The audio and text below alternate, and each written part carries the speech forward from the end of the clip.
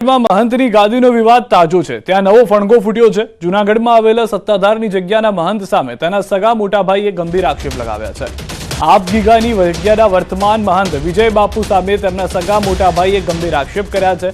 ભાવનગર રહેતા અને સરકારી નિવૃત્ત અધિકારી નીતિન ચાવડાએ મુખ્યમંત્રી અને ગૃહમંત્રીને પણ પત્ર લખ્યો છે, જેમાં સત્તાધારની જગ્યાનો વહીવટ સરકાર હસ્તક લેવામાં માંગ કરાઈ છે। સંતોનો આધાર ગણાતી વર્ષો જૂની આ જગ્યાના વહીવટમાં કરોડોની ગોલમાલ થતી હોવાનો પત્રમાં આક્ષેપ કરાયો છે। જગ્યાના મહંત સામે વ્યભિચારના આક્ષેપ પણ કર્યા છે।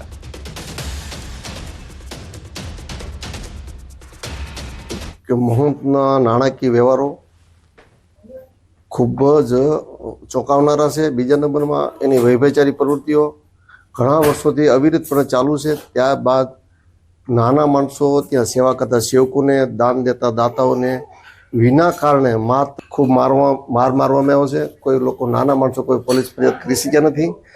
પોલીસ ન કરવાથી એટલે આ દિવસે દિવસે એની દાદાગીરી વધતી ગઈ। એ અનુસંધાને આપણે મુખ્યમંત્રીશ્રી પછી ગૃહમંત્રીશ્રીને આ બાબતેથી વાકેફ કર્યા છે। સત્તાધારમાં વહેલામાં વહેલી તકે સરકાર દ્વારા વહીવટદારની નિમણૂક થાય એવી અમારી માંગ છે। એ માટે અમે મીડિયા સમક્ષ ઉપસ્થિત થયા। તો હાલમાં મહંતના ભાઈએ આ સમગ્ર માહિતી આપી છે। મહંતની દાદાગીરી દિવસે ને દિવસે વધી રહી હોવાની વાત છે। ન્યૂઝ 18 સંવાદદાતા નીતિન અમારી સાથે જોડાઈ ગયા છે। નીતિન, જે રીતની સમગ્ર જાણકારી છે, જે આક્ષેપો કરવામાં આવે છે, વધુ શું માહિતી આપની પાસે? જૂનાગઢની અપાગીતાના મંદિરના જે ગાદીપતિ છે મહંત તે વિવાદમાં આવ્યા છે। અને વાત કરીએ તો જે સત્તાધારની જગ્યાના જે મહંત છે તેમના સગા ભાઈ તે પોતે ગંભીર આક્ષેપો લગાવ્યા છે। એટલે કે વિજયગીરી બાપુ સામે આક્ષેપો તેમના ભાઈ દ્વારા કરવામાં આવ્યા છે, જેમનું નામ છે નીતિન ચાવડા। તે એક સરકારી નિવૃત્ત અધિકારી છે। તેમના ભાઈનું કહેવું છે કે અગાઉ પણ તેમનો ભાઈ જયારે તેમની સાથે રહેતો ત્યારે પણ અનેક પ્રકારના એમ પ્રકારના મારામારીના બનાવ સહિતના વિવાદો સામે આવતા તેમને ઘરેથી કાઢી મૂક્યા છે। અને ત્યારબાદ તેવા પણ આપણી પાસે પરત આવીશું। હાલમાં ન્યૂઝ 18 સંવાદદાતા જૂનાગઢથી અતુલ પણ જોડાઈ ગયા છે। અતુલ, જે રીતની પરિસ્થિતિ જોવા મળી રહી છે, જે આક્ષેપ પ્રતિ આક્ષેપ થઈ રહ્યા છે, વધુ શું જાણકારી જૂનાગઢના વિવાદમાં? જે સિદ્ધાર્થ આપને ચોક્કસ કે જે રીતે સત્તાધારના મહંત વિજય ભગત ઉપર તેના ભાઈએ ગંભીર પ્રકારના આક્ષેપો કર્યા છે। જે સત્તાધારની જગ્યા છે તે લાખો શ્રદ્ધાળુઓની આસ્થાનું પ્રતીક છે, કેમ કે ત્યાં આપા ગીગા બિરાજમાન હતા। આપા ગીગાને બિરાજમાન હતા ત્યારથી આ જગ્યા અતિ પવિત્ર માનવામાં આવી રહી છે। અને જે કહેવત છે કે ટુકડો ત્યાં હરી ઢુકડો, તે પ્રકારની વ્યવસ્થા કરવામાં હતી। પણ જે રીતે હાલના મત વિજય બાપુ ઉપર જે રીતે તેના સગાભાઈ આક્ષેપ કર્યા છે તેને લઈને ખળભળાટ મચી ગયો છે। ખાસ એના ભાઈએ જે આક્ષેપો કર્યા છે તે લઈને ભ્રષ્ટાચારના આક્ષેપો કર્યા છે, વ્યભિચારના આક્ષેપો કર્યા છે, કેમ કે લાખો શ્રદ્ધાળુઓ શ્રદ્ધાધાર આવે છે અને પોતાની માનતા પૂરી કરતા હોય છે। ત્યારે આ પ્રકારના આક્ષેપોથી લઈ લાખો શ્રદ્ધાળુઓનો જે ભાવના છે તેને ઠેસ પહોંચી છે। એક તરફ જૂનાગઢ સાધુ સંતોનો વિવાદ શરૂ થયો છે, ત્યારે બીજી તરફ અવડી મોટી જગ્યા કે જે આપા ગીગાની જગ્યા તરીકે વિશ્વભરમાં પ્રસિદ્ધ છે, જે જગ્યાના મહંત ઉપર જે પ્રકારના આક્ષેપો લગાવાયા છે તેને લઈ અને ખાસ પ્રકારનો એક વર્ગ છે તેમાં નારાજગી જોવા મળી છે। બીજું આપણે જણાવી દઉં કે જે રીતે સત્તાધારની અંદર શ્યામજી બાપુ, જીવરાજ બાપુ, જગદીશ બાપુ, ત્યારબાદ વિજય બાપુ, શ્યામજી બાપુ હતા તેના છેલ્લા હતા જીવરાજ બાપુ। જીવરાજ બાપુએ છે તે વિજય બાપુની ચાદર વિધિ કરી હતી, કેમ કે જગદીશ બાપુનું દેહાંત થતા જીવરાજ બાપુએ જગદીશ બાપુની વિજય બાપુની ચાદર વિધિ કરી હતી। હાલ જે એની ગુરુગાદી છે જલારામ કહેવાય છે કે જ્યાં દાન બાપુની જગ્યા છે તે તેની ગુરુગાદી ગણવામાં આવે છે। બીજી જાણવા મળતી વિગતો મુજબ આ વિજય ભગત છે તે પહેલા પણ સાધુ હતા, પણ ત્યારના તેના જે વિચારો, તેના આચારો હતા તેને લઈ અને તેને ઘરેથી પણ કાઢી એક પ્રાથમિક માહિતી એ પણ સામે આવી છે।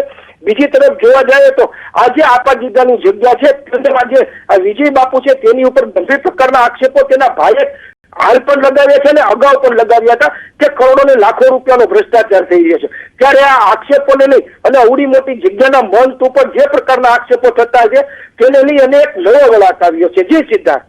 જી આભાર અતુલ સમગ્ર માહિતી બદલ। તો હાલમાં સગા મોટા ભાઈએ આ આક્ષેપ લગાવ્યા હોવાની જાણકારી છે। આ પહેલી વખત નથી, આ પહેલા પણ તેમના પર આક્ષેપ લાગ્યા છે। ખુદ નીતિનભાઈ અમારી સાથે જોડાઈ ગયા છે કે જેઓ મહંતના મોટા ભાઈ છે। નીતિનભાઈ, સ્વાગત છે ન્યૂઝ 18 ગુજરાતીમાં। આપના જે આક્ષેપો છે મહંત ઉપર, શું કહેવું છે આપનું અત્યારે?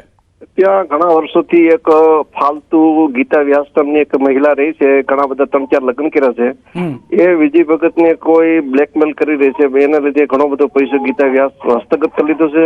વિજય ભગત તો ખાલી એક મોહરું છે, આખો વ્હાઈટ સત્તાધારમાંથી એક અજાણી મહિલા ગીતા વ્યાસે કબજો લીધો છે।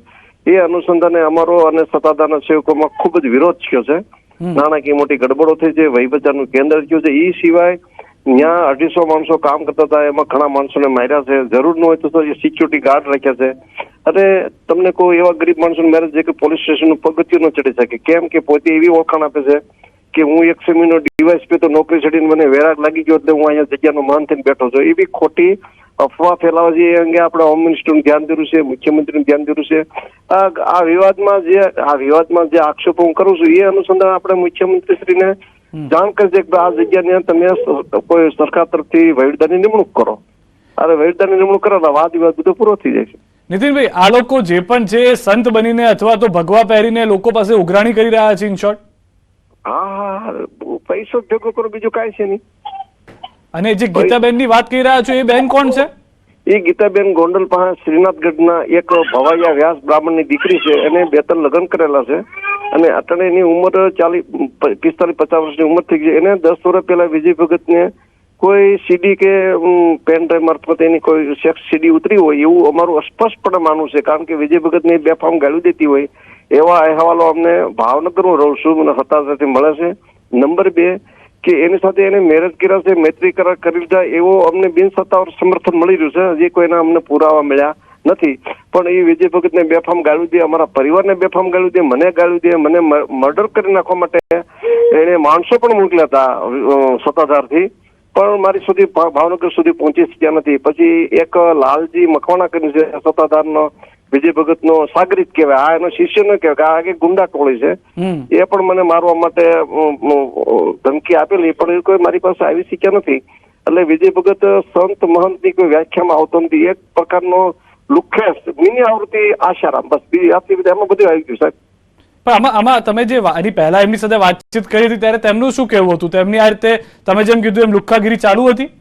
હા, એના 10 વર્ષ એના વિરુદ્ધમાં 100 કાગળો લખ્યા છે સરકારમાં. એને તું બંધ થઈ જા, ગીતા વ્યાસને તું રવાના કરી દે, તું રવાના થઈ જા, તું રવાના ન કર, ગીતા વ્યાસને રવાના ન કર તો તારો સમાધિનો ખાડો અહીંયા ખોદીને ત્યાર રાખ, તારા એટલા પાપ ભરાઈ ગયા છે.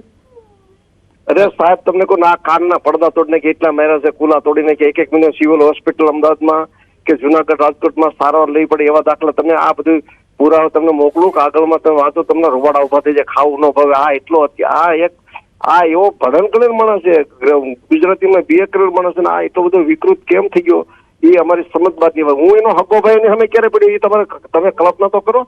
હા, એના માટે તમે આપને પણ ફોન કર્યો કેમ કે આપ સગા છો, મોટા ભાઈ છો અને આપની વાત જો ના માનવામાં આવતી તો સામાન્ય ભક્તોની તો શું હાલત થતી હશે. આભાર, આપ અમારી સાથે જોડાયા, વાતચીત કરી. તો ન્યૂઝ 18 પર નીતિનભાઈ ચાવડાનું આ નિવેદન કે જેઓ ખુદ સગા મોટા ભાઈ છે, તેઓનું કહેવું છે કે છેલ્લા 10 વર્ષથી આ રીતની પરિસ્થિતિ જે છે તે જોવા મળી રહી છે. મારવા માટે લોકોને મોકલવામાં આવે છે અને ગીતા નામની મહિલા મુખ્ય ભૂમિકામાં જોવા મળી રહી છે.